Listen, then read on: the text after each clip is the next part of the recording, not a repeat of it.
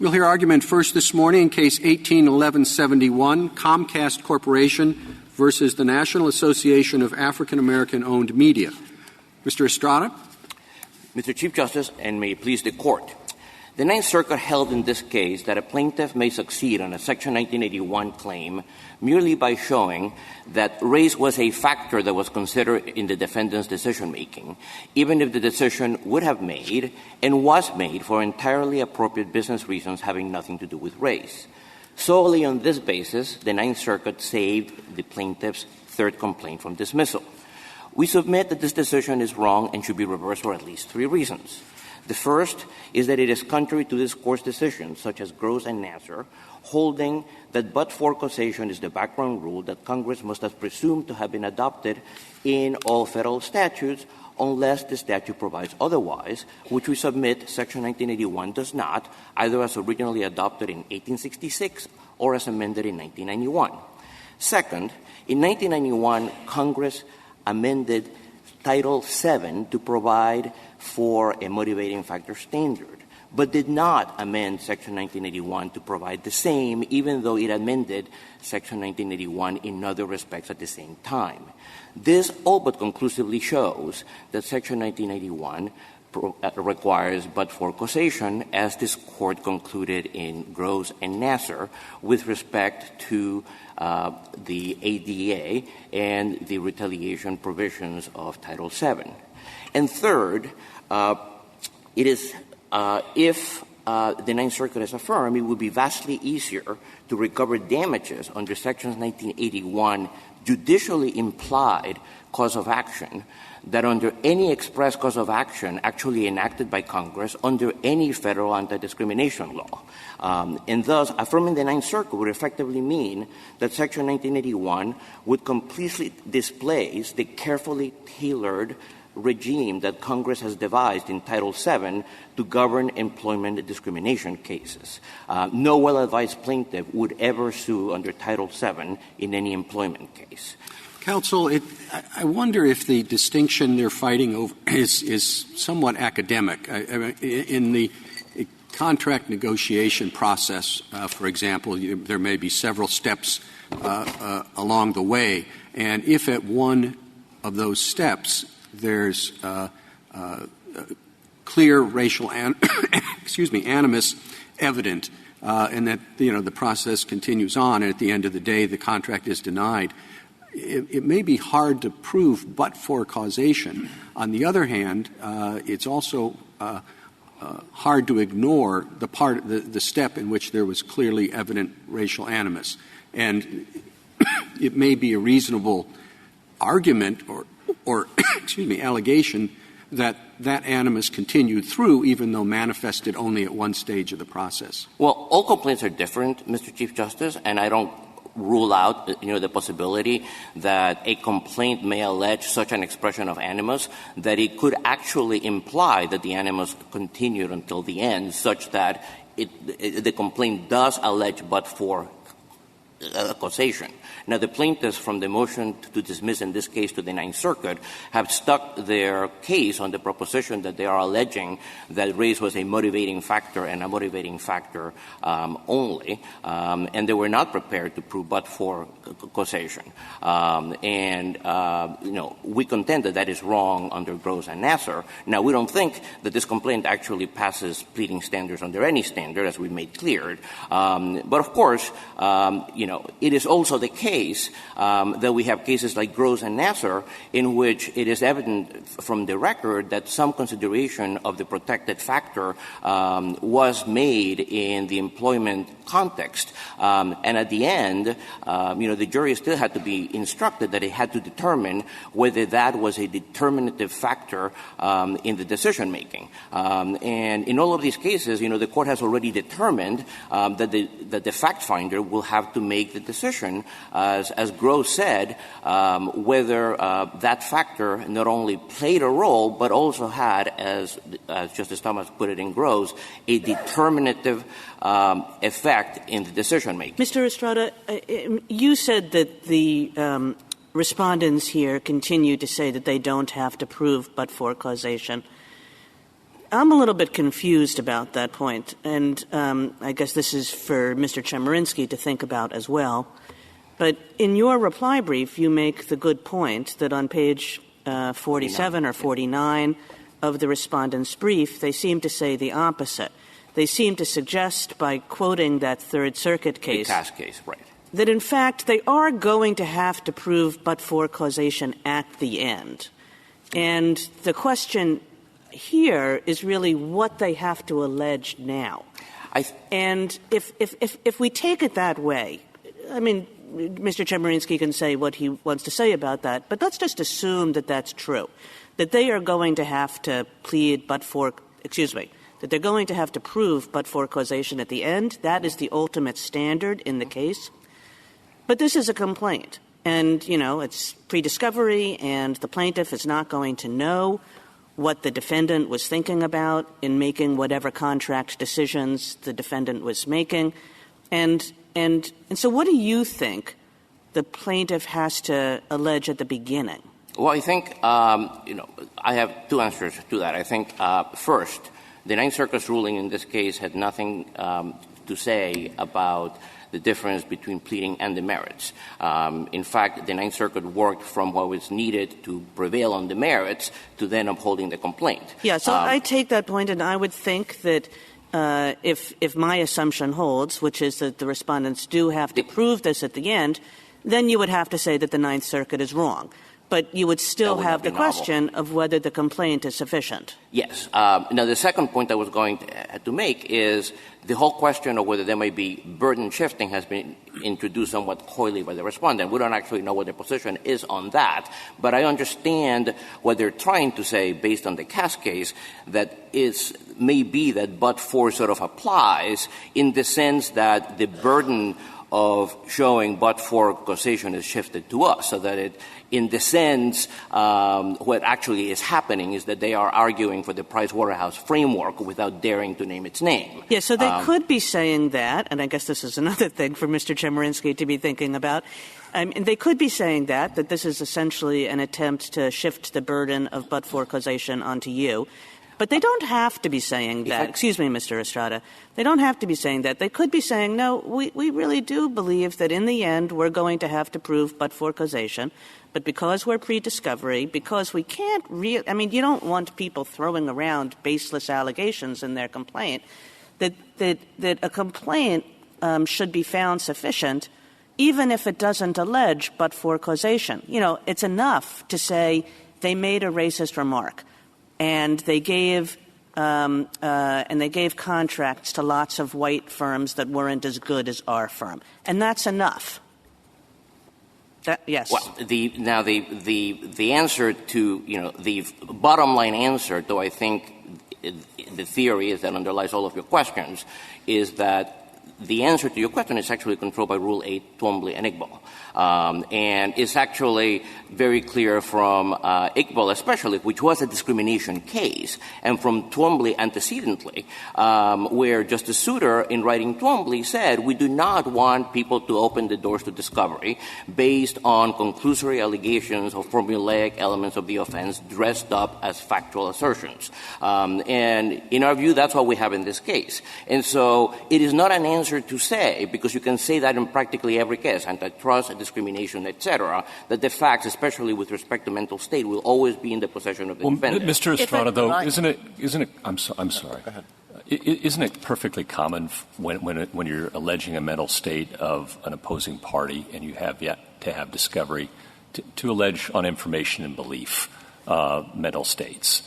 And isn't that the simple solution here? Well, yes and no, Justice Gorsuch. You can allege that so long under Twombly and Iqbal as you also allege facts from which... Right. But if positing Justice Kagan's facts, there's a statement and you have some factual circumstances that might lead to that inference, yes. Then you would plead that mental state. And if you plead the factual circumstances that plausibly give rise to the inference, then you would have a case that plausibly complies with Twombly. But maybe. But you said Iqbal and Twombly, and that seems quite right. But we had this case before Iqbal Quambly, which is in the Title VII context. I'm not sure how to pronounce it, Swierkiewicz or something like that. Sorema, yes. Which Twombly said, we're thinking about that case, and that case is still good law. And when that case said, this was actually a McDonnell-Douglas shifting case with the prima facie case. And Swierkiewicz said, you don't actually have to, in your pleadings, even show the prima facie case, that we understand pleadings in this field are really different. And Iqbal and Twombly says, yeah, that's still good law. With all due respect, Justice Kagan, I think that is not a fully accurate characterization of the case or of how Iqbal actually distinguished it. What was happening in the Sorema case, let's call it that to make our lives easier, is that the Second Circuit had ruled that the complaint was deficient because the plaintiff had failed to allege the McDonnell-Douglas framework in the complaint. Now, the court overturned that ruling, pointing out that the McDonnell-Douglas framework is an evidentiary framework that a plaintiff may choose to use at a trial, not a pleading framework. And that was what Twombly actually later, reaffirmed.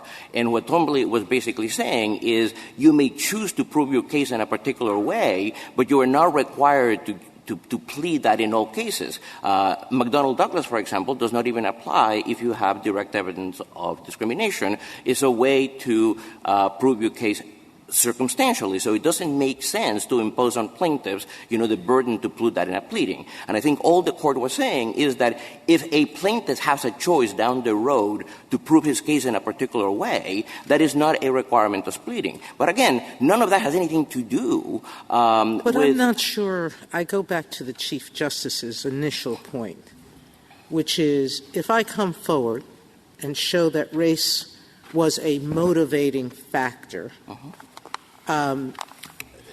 it can also be the but-for.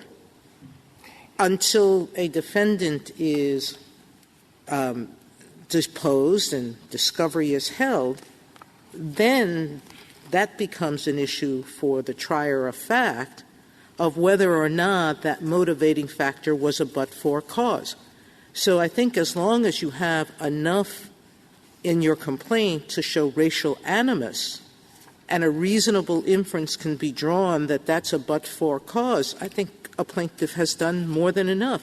What you seem to be suggesting is that they're required to anticipate every potentially independent reason you may have had without really knowing it, and disproving it in the complaint. That makes no sense. No, actually, I have said nothing to that effect, Justice Sotomayor. I have said that under Twombly and Iqbal, a plaintiff is required to allege facts, not conclusory recitation of the elements of the offense, that plausibly give rise to the inference. The problem is that the Ninth Circuit, neither the Ninth Circuit and even the government admits that it didn't look at this complaint through the lens that would be provided if we find but-for causation. Correct. But I will point out that if you find but-for causation, you would then have to examine that under the requirements of Iqbal that require... Not us, the Ninth Circuit. Well, somebody. It would be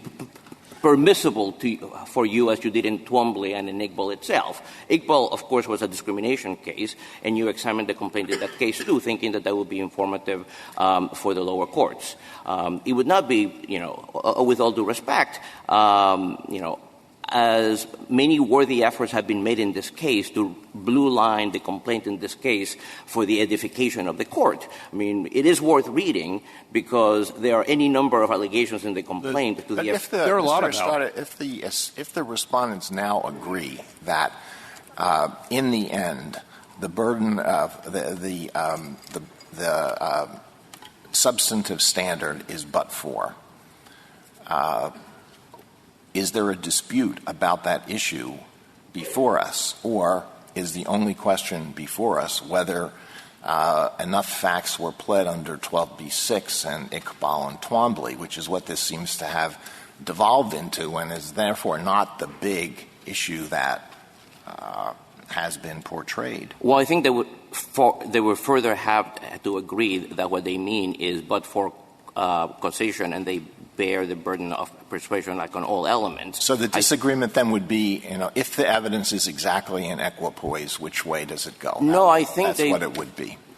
No, I think what they mean to say in accepting the Cass standard is but for in the sense that they accept the Pricewaterhouse plurality opinion. They just don't want to call it that because they understand that this court is not buying it. Okay, so it's what would happen if it's an equipoise, and who has the burden of production on the issue? The burden of persuasion, Your Honor, because under the plurality in Pricewaterhouse, the burden of persuasion, even if it is but for, shifts to the defendant. Right, but it's but for by a preponderance. It's a question of who has that. Correct, but I think what's really going on is that the respondents are really arguing Pricewaterhouse, as they did expressly in both courts below. They're not actually citing it, but they are actually, in a way, sort of admitting that somebody may have a but for burden of persuasion, but they would like it to be us. Now, that is also equally wrong for any number of different reasons. Yeah, well, I don't know why the Ninth Circuit did what it did here, and I don't know why the respondents have argued the case the way they did here.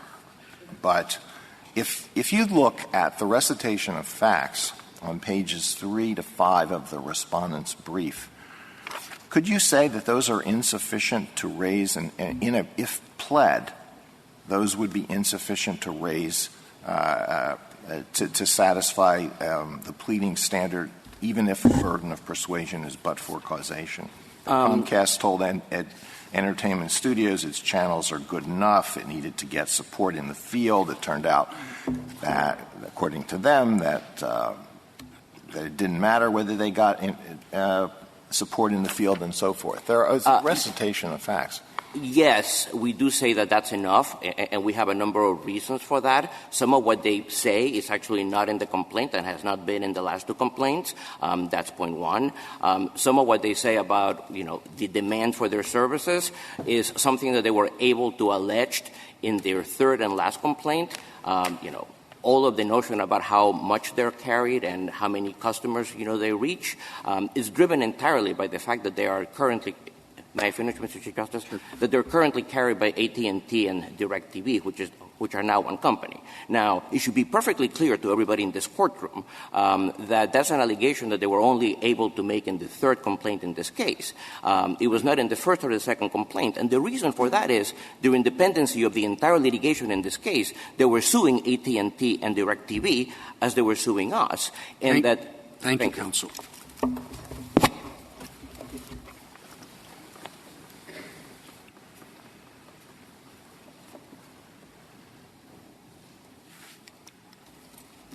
Ms. Ratner? Mr. Chief Justice, and may it please the Court, the Court of Appeals found that a plaintiff can prevail under Section 1981 if race played any role in a decision not to contract, even if it was not a but-for cause. That's wrong under this Court's decisions in Gross and Nassar, and nobody defends that test as the ultimate standard for causation under Section 1981.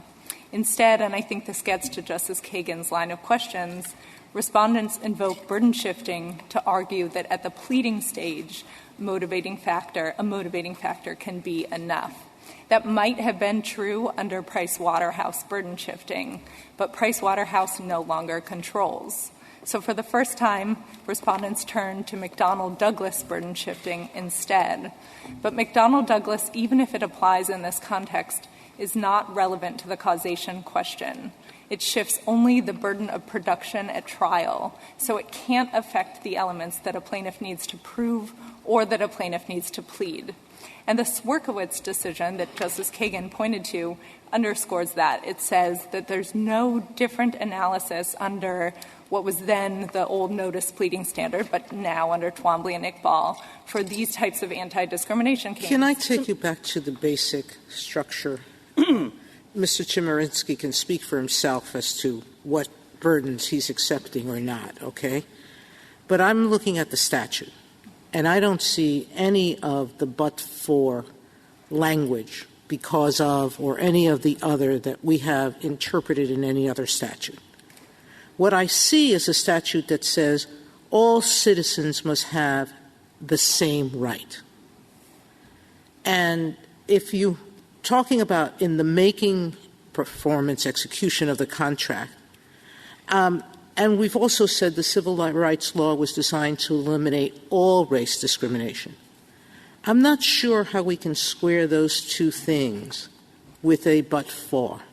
How can it be that if you're treated differently because of your race in the formation of the contract, but you're denied the contract for another reason that other people may have been denied for, but you were treated differently, more burdens were put on you, more expenses were put on you, and at the end they say, we really would never take on anyone like you with your business because, and it's true, nobody with your business plan has been accepted before, but you've been run around in circles and made to expend a lot of money. Why is that not actionable? So let me give you three responses, Justice Sotomayor. The first is the text says the same right to make a contract. I think if you asked an ordinary English speaker whether someone who would never have been granted that contract, regardless of her race, whether that person was denied the same right to make that contract, I think people would say no. Except but even the dictionary says definition of making is just, quote, the process of being made. Yeah. So it's the process. It's not just the entering into the contract. There are different words in the statute. So I'm happy to address the making point, but let me just underscore I want to go back to the broader point, which is how can you say that you have the same right and that we're eliminating all vestiges of discrimination if we are not using motivating factor but are using a but-for standard? Justice Sotomayor, there's a lot baked in there. I think to the extent you think there is some ambiguity in the same right language, the next place to look is a very important textual clue, and that's Section 2 of the 1866 Act. So when Congress originally enacted this provision, Section 1 was the General Declaration of Rights, Section 1 of the 1866 Act. That's now become Section 1981. And Congress had an enforcement mechanism, Section 2, and that does use classic but-for language. So I think that's a good indication of the substantive scope. And true enough, 100 years later, this Court inferred a private right of action, but I don't think that can change the substantive scope that Congress enacted. I just, unfortunately, I'm stuck back with the Chief Justice's question, and I think Justice Gorsuch was elaborating on that. But as I understand their questions. But anyway, my question is, I don't understand if we're talking about pleadings, what's the difference? I mean, they have some evidence.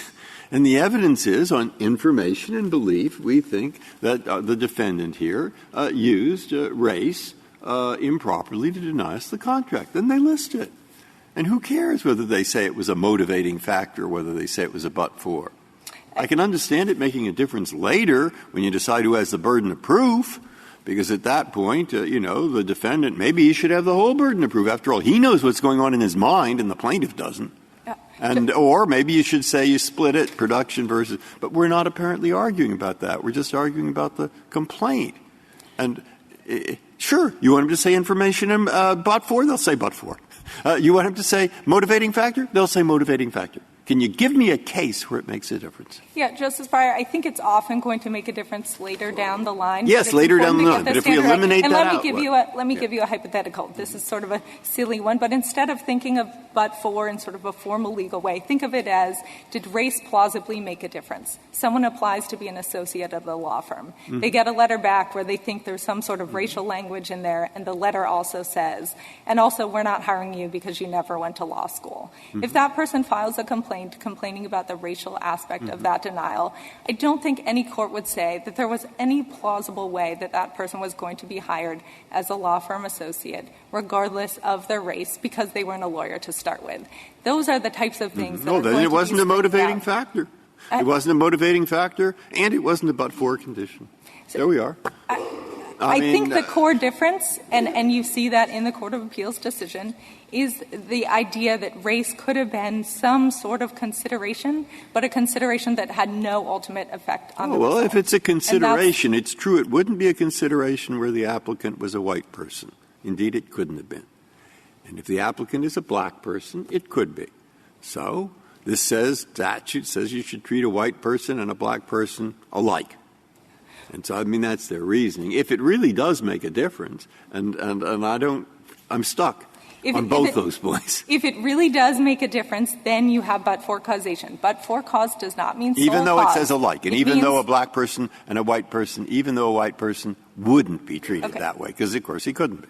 On that separate question, the statute does not say everybody is to be treated alike for all purposes. It says that everybody, regardless of race, has the same right to enter a contract. And we certainly agree that any consideration of race is pernicious and it has no role in private conduct, but this Court has made clear in Domino's Pizza that Section 1981 is not an omnibus remedy for all racial injustice. Well, I think what you're saying is that this makes a difference at the pleading stage in those rare cases, if they exist at all, where the complaint goes out of its way to refute itself. I think that is very true. And I think there are certain circumstances, and we don't have a position on whether this case is one of them, where someone could go out of their way to say what the potential arguments of the defendant are. But where the rubber is going to meet the road in a lot of these cases is going to be at summary judgment. So we think it's important that the Court— You agree in this case that we should vacate, therefore, and remand and not resolve the issue here?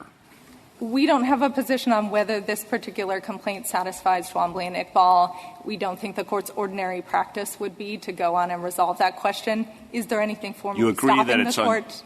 You agree it's unusual with a complaint with paragraph after paragraph of allegation like this to toss it at the 12b6 stage?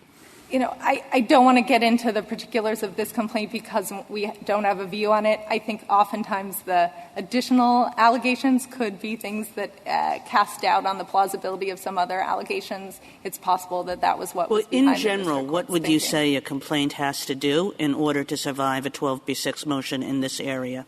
A complaint has to do exactly the same things that a complaint needs to do under the Age Act, under the ADA, under Title VII of retaliation claims. This isn't a new innovation. It's just plead enough to think that race made a difference. And if a judge looks at those allegations and plausibly believes that race made a difference, then that's going to be enough to survive under Twombly and Iqbal. Are you endorsing the McDonnell-Douglas burden shifting? Not burden shifting, but the burden remains with the plaintiff, but the production with the defendant to set forth the reasons why? So the Court said in Patterson that McDonnell-Douglas applies in 1981 cases, at least in the employment context. We think it's an open question whether it would apply beyond the employment context. So but for should we address that issue? I don't think so. For purposes of this case, we'd be willing to assume that it applies here. It just doesn't matter under that Swierkiewicz decision. Not for the pleading stage, but we did grant the question presented was what the standard was. Yes. May I respond? McDonnell-Douglas does not change the standard. It shifts only the order of introducing evidence at trial, so it won't have an effect on the ultimate standard. Thank you, counsel. Mr. Chemerinsky. Good morning, Mr. Chief Justice, and may it please the Court. Statutory language matters. Where federal civil rights statutes use the words because of or based on, this Court has inferred a requirement for but-for causation. But this Court has never created a requirement for but-for causation in the absence of such language. Section 1981 uses no such words. It's crucial to remember the procedural posture of this case. It is on a motion to dismiss. All the Ninth Circuit held was that it's sufficient to state a claim under Section 1981 to allege that race was a motivating factor in the denial of the contract. This is on page 2A of the supplement to the cert petition.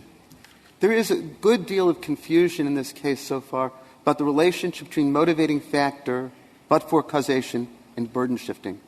Where this Court has adopted a motivating factor standard, it's then adopted a burden-shifting framework. That's true in constitutional cases. It's true with regard to Mount Healthy v. Doyle in Village of Arlington Heights. It's true in statutory cases like McDonnell-Douglas and Burdine. On the other hand, where the Court has adopted but-for causation, it's rejected burden shifting, such as in Gross v. FBL Financial Services.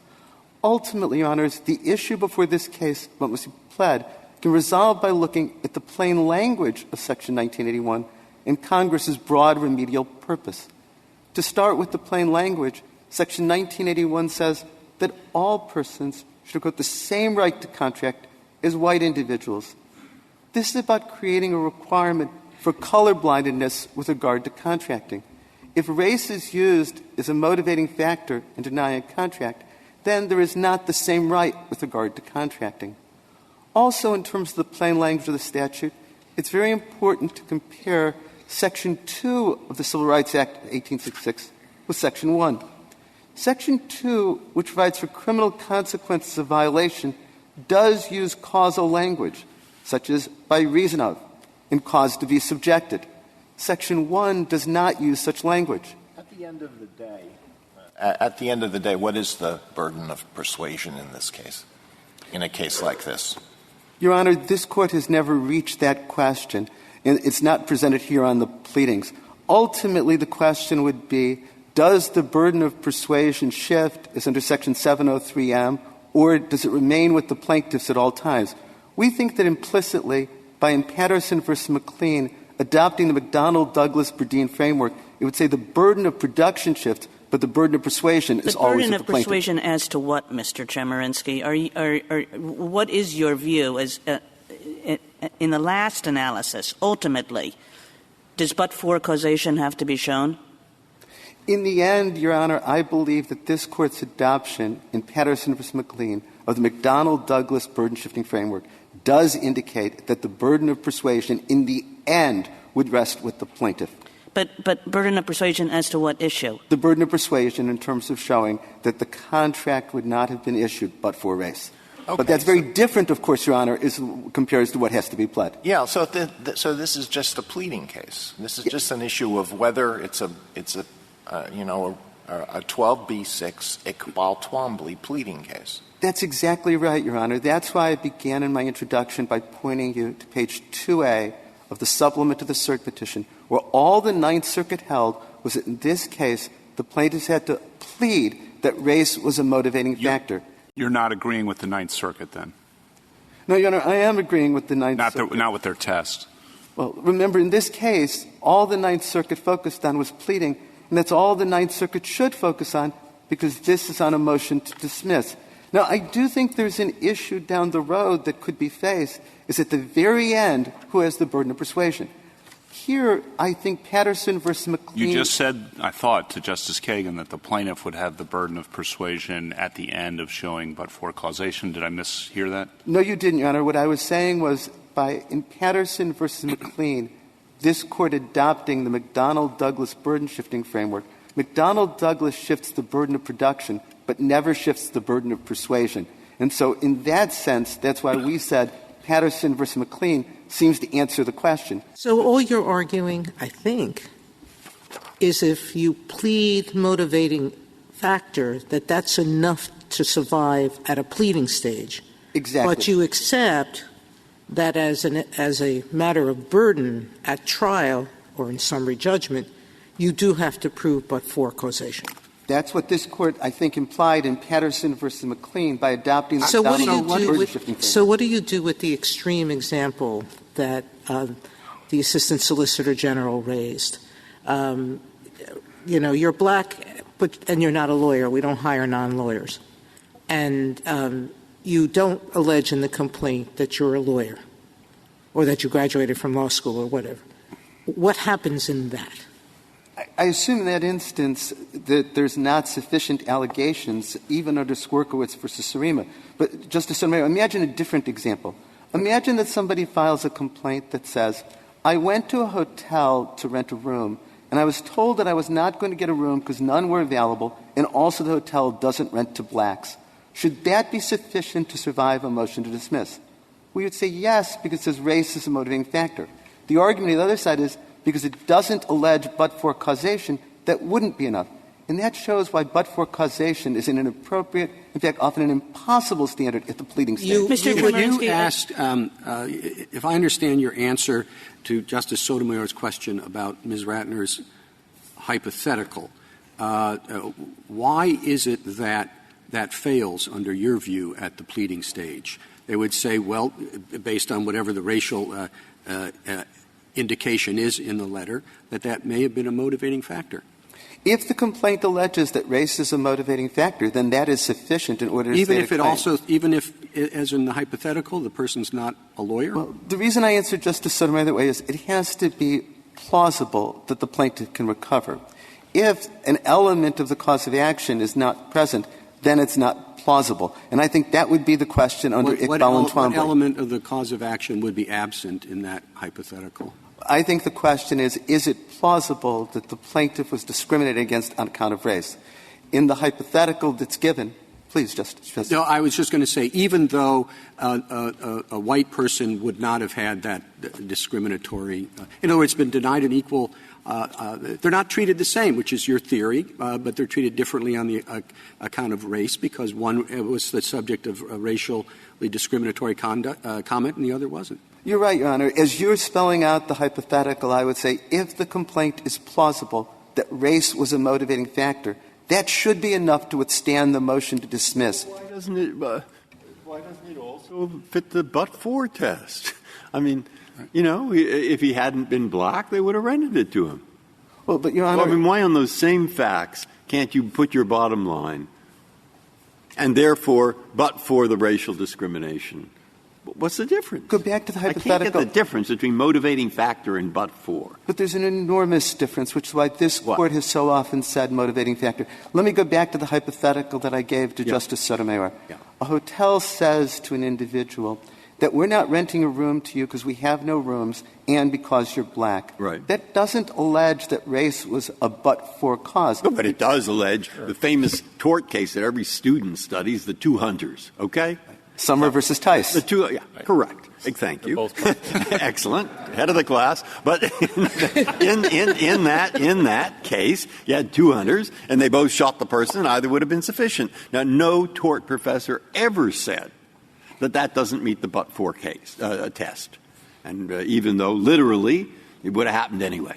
Okay? So what it seems to me is, yeah, there is that possible exception, but I don't know why ordinary tort law wouldn't take care of it. But, Your Honor, this Court has so frequently drawn a distinction between motivating factor and but-for causation because it matters so much. It is much harder to allege and prove but-for causation than to allege that race is a motivating factor. And so that's why, especially at the pleading stage, but could you answer Justice Breyer's question? Sure. Wouldn't the very hypothetical you've given us satisfy the but-for test? No, Your Honor, because the position... You disagree with the case? Was it Tice? No, I don't disagree with Summer versus Tice. All right. Well, that's good. That's a start. Your Honor, the position that the opposing counsel has taken is that the complaint has to deny all alternative explanations. No, that's not the position that at least is being explored by Justice Breyer. It's just that it has to be plausible that it caused the injury. And isn't the hypothetical you've given us meet that standard? There are two contributing causes. They're both but-for causes. And under traditional tort principles, why wouldn't that be exactly the sort of case that would survive a 12b6 motion? I would hope it would, but that's not how this Court has often used the phrase but-for causation. Would it be all right to explain, suppose the opinion said, look, it's the defendant who knows what's in his mind. How can you expect a plaintiff normally to know everything in the defendant's mind? How could you? And so all he has to do is allege on information and belief that he thinks that this racial part of it was motivating. And now say, call that motivating or call it but-for. But he has to believe that. And then we go on to what's actually difficult, I think, is the burden shifting. Suppose we said something like that. Well, no? Yes? Your Honor, yes. I mean, I think that if the answer is this complaint goes forward either way and the Ninth Circuit was correct, I will accept that answer. Well, Mr. So you just the legal rule doesn't matter. You just want to win. I want the law to be clear that motivating factor is sufficient because I think often... All right, but on that, wouldn't it be unusual for us to say that the test for the pleading stage is motivating factor, but the test at the trial or at summary judgment is but-for? Emphatically no, Your Honor. Why wouldn't that be a little unusual? Because this Court in so many contexts has ultimately said it's but-for. But at the pleading stage, only motivating factor. Well, we've said in Price Waterhouse it's motivating factor throughout. We haven't made some special exception for pleading stage. And McDonnell Douglas, which you relied on earlier, is a but-for test, and the plaintiff just has to plead a prima facie case of but-for causation or motivating factor, depending on the circumstances. No, Your Honor. First, Swierkiewicz v. Surima specifically says, and it was a unanimous decision of this Court, that plaintiffs do not need to plead a prima facie case. Second, in every area where this Court — we can disagree over what Swierkiewicz said, but wouldn't it be a little unusual for us to apply different legal standards at different stages of the same case? No, Your Honor. Take constitutional cases like Mount Healthy v. Doyle and Village of Arlington Heights. All that's required at the pleading stage is motivating factor, though in the very end it will be but for causation. This is true under McDonnell Douglas and Verdeen as well. What's required at the pleading stage is very different than what's required at the very end. I'm sorry. What if the complaint alleges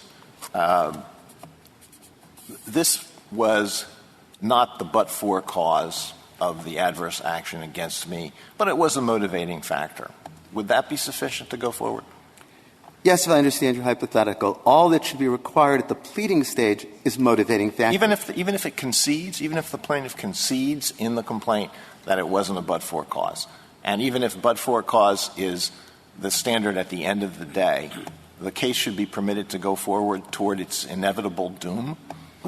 But, Your Honor, the whole point of the burden-shifting framework is to be able to establish what was the actual cause.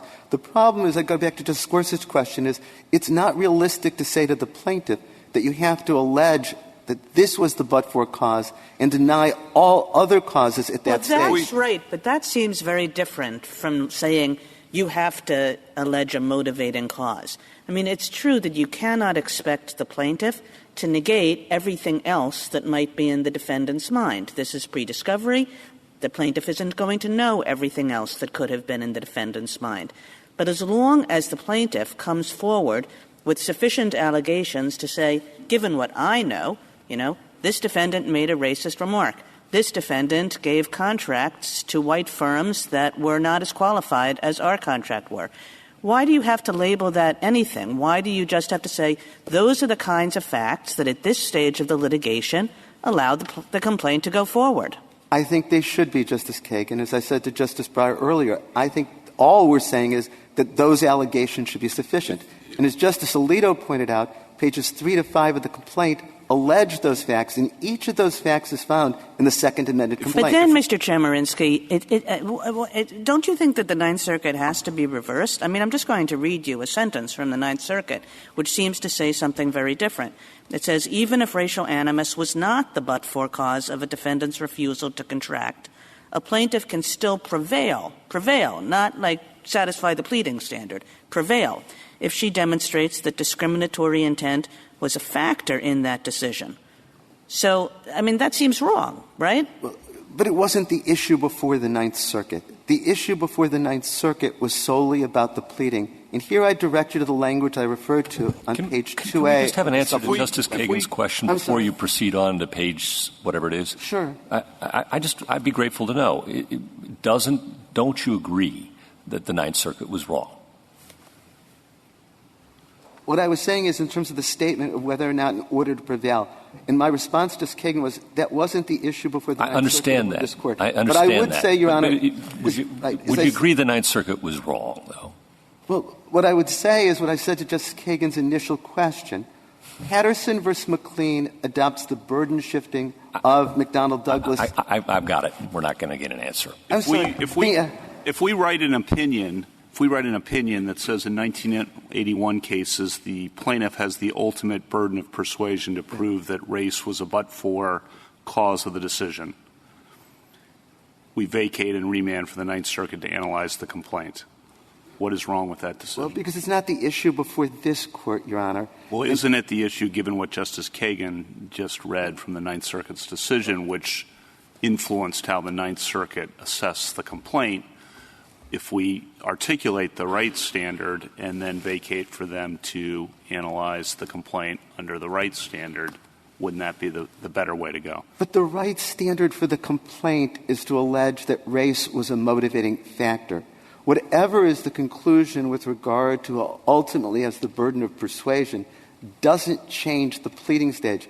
And that's why I keep going back to what the Ninth Circuit actually held on page 2A we wouldn't of be the supplement to the saying complaint. we wouldn't be saying anything about the pleading stage under the hypothetical opinion I just articulated. It would just be saying the ultimate burden of persuasion in 1981 cases, contrary to what the Ninth Circuit had said per Justice Kagan's recitation. Sure. And I think this Court, if it wanted to face the issues not before it could say, at the pleading stage, motivating factor is sufficient. Patterson v. McLean says the McDonnell-Douglas-Berdeen burden shifting applies. It shifts the burden of production, but not the burden of persuasion. And I think that would deal with all of the issues that we're talking about here. Sure, I'm not sure. Look, now at least I've got in my head God, don't go further if I don't have it right. Smith says, this man wouldn't contract with me. I know him. He is the most bigoted person in this state, and as normal, he said all kinds of racist things and jumped up and down and so forth. And by the way, he's my fifth cousin, and he hates me. And I've never met anybody who hated me so much. And I think, for both reasons, he would have never entered into this contract. Now, there we have two sufficient causes in the absence of the either. And do you win under this statute or do you not?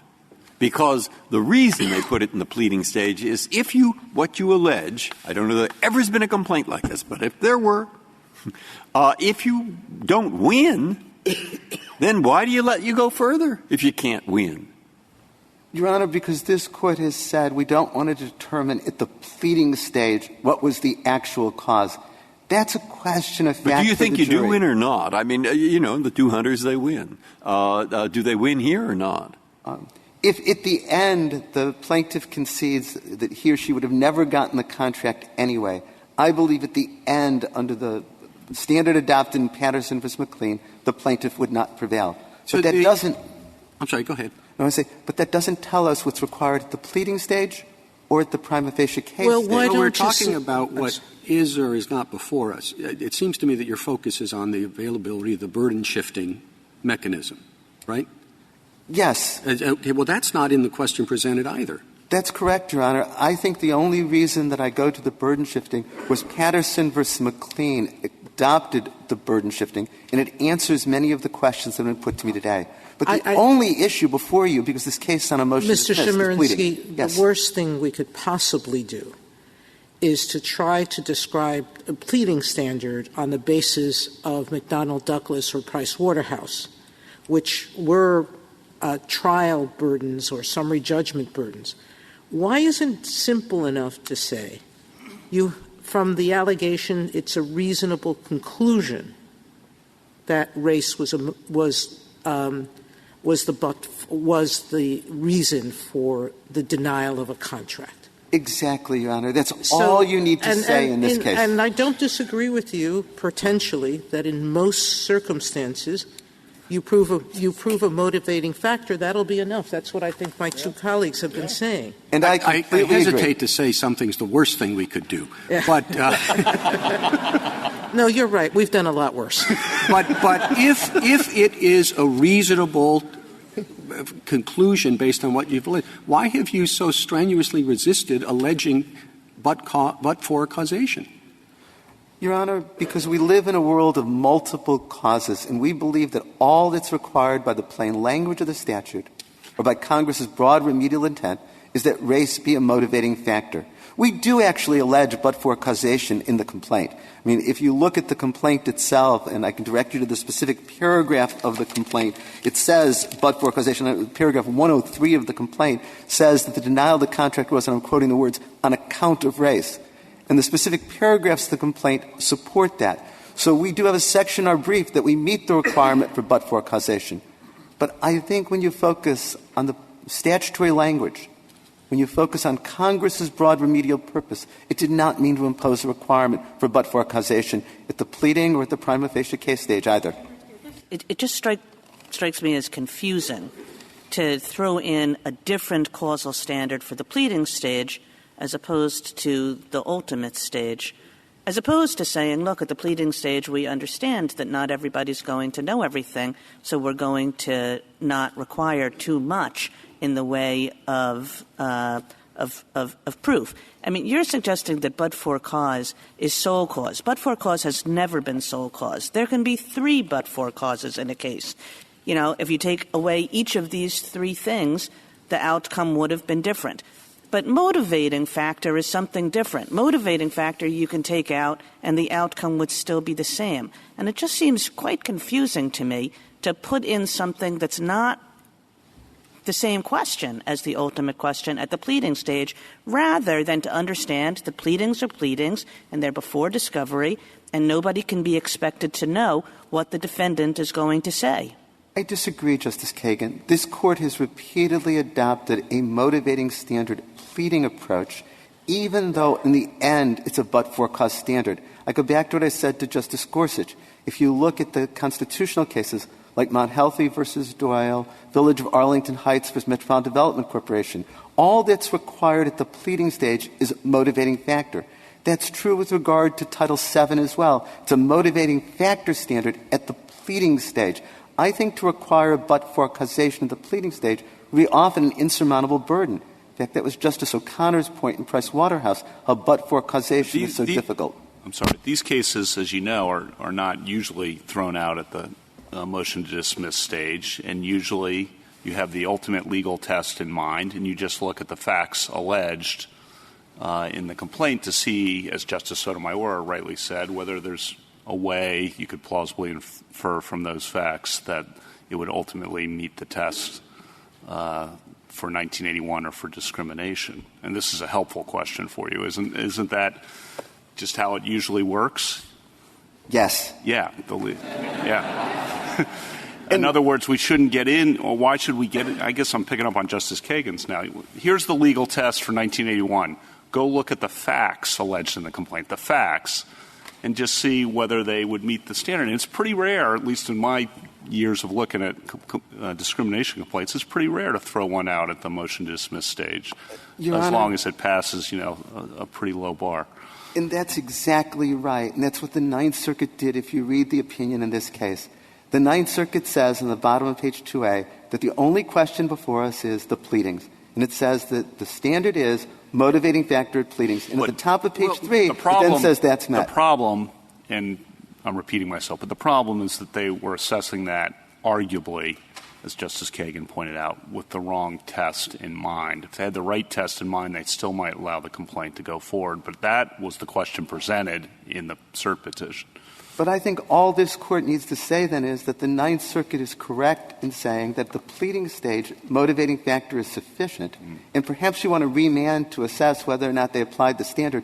Though I think, again, if you look at top page 3 of the opinion in this case, that's exactly what they did was say there's plausible allegations here that race was a motivating factor. But you've told me that we don't even have to do that because you say that you did plead but-for cause. Yes, Your Honor, we did plead but-for causation, but we do not believe that it's a requirement. We believe that the pleading stage, all that's necessary is motivating factor. Well, that sounds like an advisory opinion for me saying, well, they're not arguing that but-for cause is required, but they alleged it anyway. But we're supposed to forget about that and instead address this very slippery question, which isn't even presented under your argument today. Yeah. I agree with that. I think the only question presented is about the pleading stage. It's quite notable that there was a second question in the cert petition that this Court did not grant cert on, and that was the question of whether or not the plaintiff has the burden of negating all other explanations at the pleading stage. I think that shows why we're here today and what we're arguing about and why it matters so much. But I agree completely, Chief Justice Roberts. All that is before this Court is whether the Ninth Circuit was correct that at the pleading stage just has to be alleged that race was the motivating factor in the denial of the contract. I know you didn't draft the complaint, but the complaint goes on and on and on with a lot of facts, including an allegation that Comcast entered into a racist conspiracy with the NAACP, the National Union League, Al Sharpton, and the National Action Network. And you think that had any effect on what the district court did here in granting dismissal under 12b-6? It shouldn't, Your Honor, because it's not in the second amended complaint. And the only operative complaint before the district court, in the matter that's now before this court, was the second amended complaint. And the second amended complaint alleges many facts that would support plausibly that race was the motivating factor in denying contracts. And you alluded to these earlier on pages 3 to 5. These are such things as that Mr. Allen was told over many years things to do and he'd get carriage. He did those and didn't get carriage. That he was told that there was no bandwidth, but they then carried 80 white-owned channels. That all of the channels that are carried by the other cable companies are carried by Comcast, except for Mr. Allen's channels. All of this is at least enough to allege that race is a motivating factor. But also enough to allege that the NAACP and the National Urban League and the other individuals were in on the conspiracy? Your Honor, that is not in the second amended complaint. And the only thing that was before the district court in the matter that's before this court is the second amended complaint. What you're referring to here is not properly before the district court and not properly before this court. In conclusion, ultimately this case comes down to two different conceptions of what must be pled. Our view is that it should be enough to allege that race is a motivating factor. The other side says it has to be alleged that race is the but-for cause. When you think of Congress's broad remedial purposes in 1866, there is doubt that Congress wanted then to open the door to claims with regard to race discrimination in contracting, not to close that door. Thank you. Thank you, counsel. Mr. Estrada, 3 minutes remaining. Yes. Thank you, Mr. Chief Justice. Let me start with the last question that was asked and the answer given by counsel. I would refer the court to the PET app, starting at page 54A in paragraph 59, which is the second amended complaint, which is the current complaint at issue, where the current complaint continues to allege that white-owned media and Comcast in particular works hand in glove with the federal government to execute this racist conspiracy. I would further refer the court to paragraph 64, 62, 64, and 65, which are in the pages following, in which the current complaint goes on to allege that we paid off the signatories to the memorandums of understanding. It doesn't name them by name, but those were incorporated by reference, and the district court took judicial notice of the MAU, and obviously the signatories are named. They're the NAACP, the Urban League, and Al Sharpton, and so the allegation is that we paid off the oldest civil rights organizations in the court in the country to give us cover for race discrimination. The complaint goes on in paragraph 73 and 81 to say that we have minority-owned networks that are run by Magic Johnson and Diddy Combs, which apparently are some sort of artists, and it claims that these African-American entertainers are actually signed up with Comcast to give us cover for our racial discrimination. Now, the period covered by the complaint is 2005 to February 2015, when the complaint was filed. So, in a nutshell, the theory of the complaint is that Comcast engaged in a racist plot with the Obama administration, the oldest civil rights with the oldest civil rights organizations in the country, Diddy and Magic Johnson. If that actually in any planet satisfies, I don't know how many paragraphs this has, Justice Kavanaugh, it can have 100 paragraphs, but if in any planet that satisfies the plausibility standard on Iqbal, the civil justice system has real problems. If I could go back to the question that Justice Alito asked earlier with respect to the allegations that are listed in those pages, the thing that I wanted to make clear with respect to the settlement and that I was making clear with respect to the time period covered by the complaint, which is 2008 to February 2015, is that the carriage by AT&T and DirecTV, which is probably the largest in the country, 25 million or so, is postdates the events in the complaint. And so that the allegations in the current operative complaint with respect to demand that they can show by reference to this carriage is one that was by dint of a settlement that was entered during the pendency of this litigation. We asked for judicial notice, again, of the fact that these complaints were all pending in the Central District of California, and this probably had some bearing on the fact that Judge Hatter, who didn't just fall off the turnip truck, granted our motion to dismiss. Thank you, Mr. Chief Justice. Thank you, counsel. The case is submitted.